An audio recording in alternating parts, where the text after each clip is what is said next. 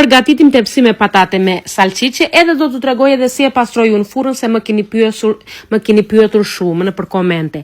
Tani te patatet unë hodha një salcë të cilën e kisha të gatshme me speca, karota edhe domate dhe qepë, edhe i hodha edhe lukaniko, se lukaniko është nga Greqia e ka marrë, do me thënë salcice që është gati. E vendos brenda në furrë, i hodha dhe pak ujë që të munden që të valojnë patatet, të ziejnë do me thënë.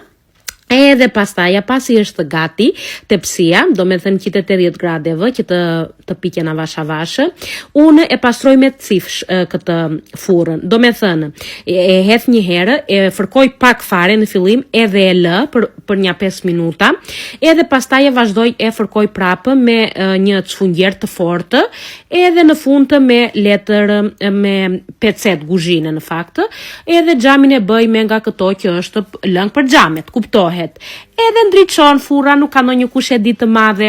Tani sekreti i furrës është që të mos e lini të bëhet shumë keq, se kur bëhet shumë keq pastaj është e vështirë që të dalin gjithë ato yndyrat e ato.